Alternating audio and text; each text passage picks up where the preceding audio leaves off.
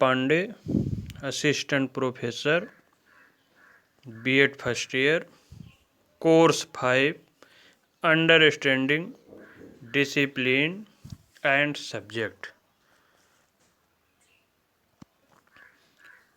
अनुशासन के अंतर्गत आज हम दार्शनिक परिपेक्ष, एकता एवं अनेकता, जीवन के सैद्धांतिक पक्ष को ही जीवन का दर्शन कहा जाता है। मनुष्य के जीवन में जितने भी व्यवहारिक दार्शनिक पक्ष होते हैं या आधार होते हैं, वो दर्शन के माध्यम से ही किया जाता है।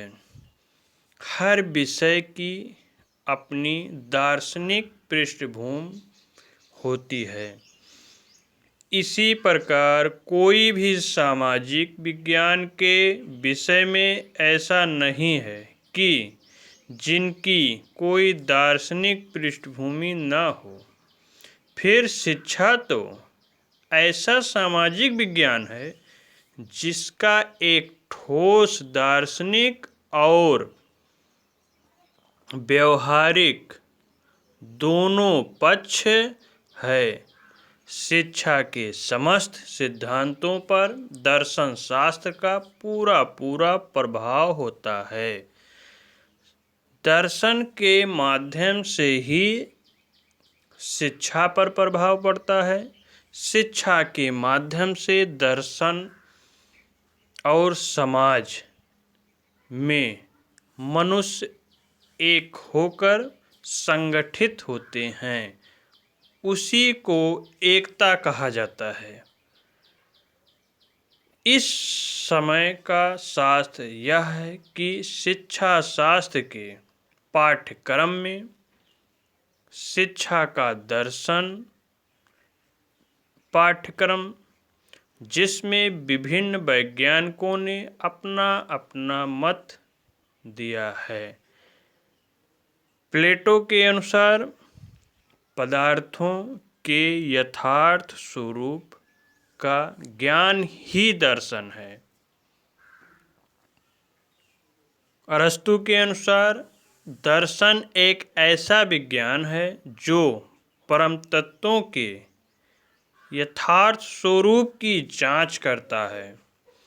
अरस्तु का कहना है कि जो भी परम तत्व हैं उनका यथार्थ स्वरूप जांच करना ही दर्शन कहलाता है। किसी भी वस्तु का, किसी भी प्राणी का जांच दर्शन के माध्यम से किया जाता है। फिट्टे के अनुसार ज्ञान का विज्ञान ही दर्शन है।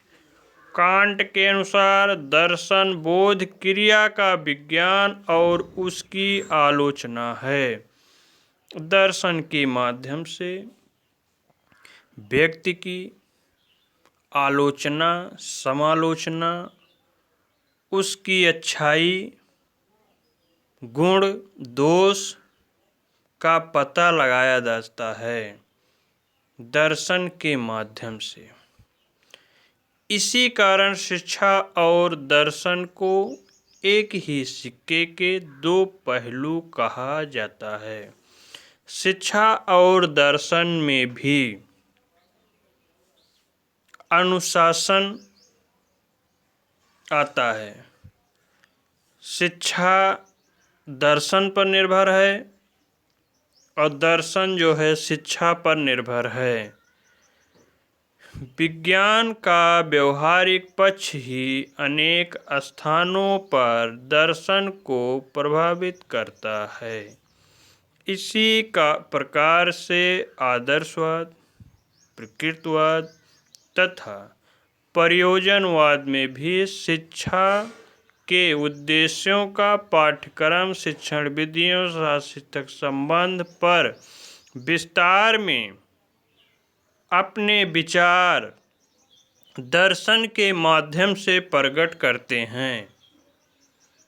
दर्शन के माध्यम से ही शिक्षा में आदर्शवाद क्या है, प्रकृतवाद क्या है, प्रयोजनवाद क्या है, आदर्शवाद क्या कहता है, किस मार्ग पर चलने के लिए कहता है, ये सब दर्शन के माध्यम से ही पता लगाया जा सकता है।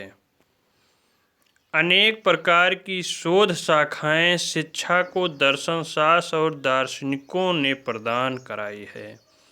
आज शिक्षा जगत में हमें प्राचीन तथा आधुनिक और वर्तमान, लोकप्रिय तथा अप्रिय कई प्रकार के सिद्धांत मिलते हैं।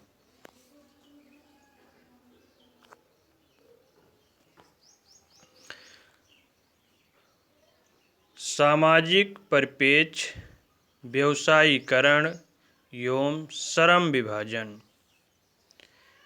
सामाजिक परिप्रेक्ष्य के अंतर्गत व्यवसायीकरण, श्रम विभाजन। व्यवसाय के प्रकार कौन कौन से थे? प्राचीन काल में मनुष्य समाज को लेके कैसे चलते थे, और उसके अंतर्गत श्रम विभाजन का भी बंटवारा हुआ था। ये अनुशासन के अंतर्गत सामाजिक परिप्रेक्ष्य की बात करें तो इसका आकार बहुत बड़ा है। इसमें मनुष्य अनेक समस्याओं का समाधान कर सकता है। मनुष्य एक सामाजिक प्राणी है। वह समाज में रहकर ही संपूर्ण विकास करता है, सारी आवश्यकताओं की पूर्ति करता है, समाज में रहकर एक दूसरों की मदद करता है और दूसरों से अपनी आवश्यकताओं की पूर्ति भी करवाता है। दूसरे शब्दों में यह कहा जा सकता है कि समाज में रहते हुए विभिन्न संबंधों की आवश्यकताएं पड़ती हैं। जैसे मैकाइवर और पेज ने कहा है कि समाज सामाजिक संबंधों का जाल है।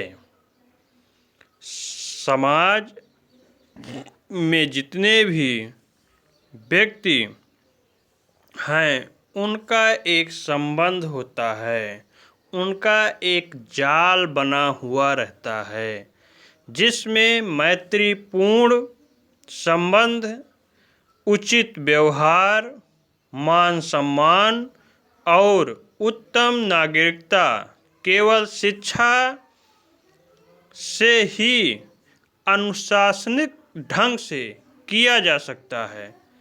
शिक्षा के माध्यम से बालक का विकास किया जाता है। तत्कालीन समाज और के मान्यताएं, प्रवृत्तियों और परिवर्तनों से प्रभावित होते हैं। पाठ्यक्रम में भी समाज के परिवर्तन के अनुरूप किया जाता है ताकि बालकों और समाज की आवश्यकताओं की पूर्ति की जा सके। A.K.C. ओटवे के अनुसार शिक्षा लोगों के जटिल समाज में फिट करने एवं उनके एक से अधिक संस्थागत समूह के सदस्य के रूप में विशिष्ट सामाजिक विधानों को व्यवहार में लाने के योग्य बनाने की प्रक्रिया है। शिक्षा के माध्यम से समाज में जितने भी जटिल से जटिल संस्थाएं हैं, समूह हैं, उसमें विशिष्ट विधान हैं, उसको व्यवहार में लाया जा सकता है।